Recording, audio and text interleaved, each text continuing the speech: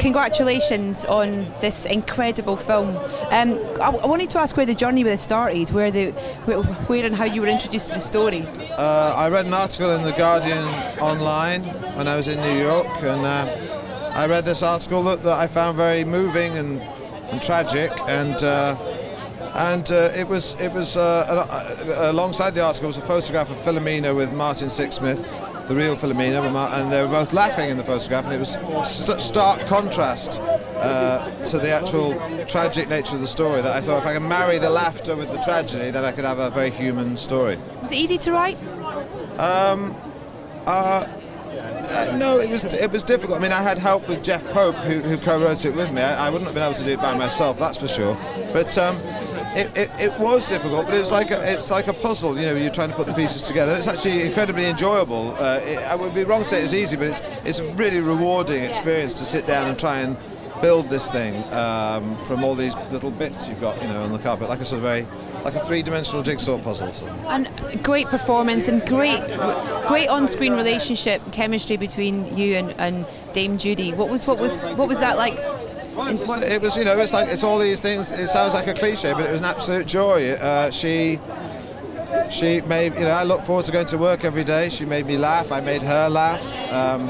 I was daunted by it at first. I was worried that I wouldn't be, because she's classically trained. She's, for 50 years she's been doing this at the highest level. My background's in comedy, so I'm not as experienced in drama as she is. So there was a concern there, but it was just. But she made me very relaxed. She was really generous, and in actual fact, acting opposite Judi Dench was a lot easier than it would have been acting opposite someone who can't act, because at least, with her, she just gives you this stuff, and all you have to do is react to what she's giving you. So it made my job a lot easier. To see your words acted out by her as well, I imagine was it was a great thing to witness. Well, it was everything I hoped. I mean, Stephen gave her very little direction, because intuitively she knew how to deliver the lines, and she knew how to give it.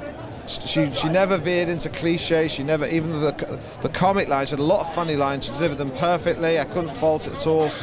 I mean, I think Stephen would probably spoke to her 3 or 4 times in the entire film, giving her direction. Apart from that, he'd just say quicker, slower, louder or quieter. He spoke more to me than to her. And how does it feel that, the film's just made this incredible connection with people, and also to get recognition, at things like the Biffas tonight for multiple awards? Well, it's great, because you put all this work in, you believe in something, and especially if it's not what you're normally associated with, which it isn't for me. So it's great. It's a real vindication, because no one was inviting me to do something dramatic, and the media often doesn't. It sort of wants you to just do what you've always done. So when you try and break out of that, it can be difficult. So when you get sort of nominations for things, it feels like you've been vindicated. Does that mean that you want to do more of that type of thing? Well, I don't want to do everything. I love comedy, so I like to go back to comedy. But it's very, the media tends to like to do one thing, but I like to do different things. I'm going to keep trying to move around. Look at so I don't stand still long enough to be pigeonholed. Look at Alpha Papa, Look at Love and Philomena, 3 very different films, 3 very different performances. Not many actors get the chance to do that. No, I'm very, very lucky. I mean, and it should be said that the opportunity to try and do something different, you have to be in a certain position to be afforded that opportunity, and I do have that opportunity, because I can try something different. If it doesn't work, I don't lose my house or anything. I don't lose my job, and so I'm in the luxury of being able to experiment a little bit. So I'm sort of acutely aware of that, and certainly this year, yes, you're right. There's 3 films that are all very, very different, and that's I'm lucky. Yeah. And can I personally thank you for bringing to people's attention how great a song Cuddly Toy is by Rochford.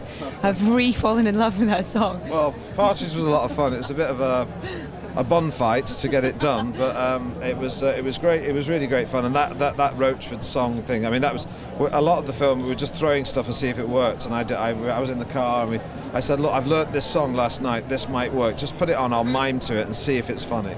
And fortunately, it was brilliant. So good. It's nice to see you. Congratulations. Thanks, Cheers. Steve. Thank you. Have a good night. Cheers.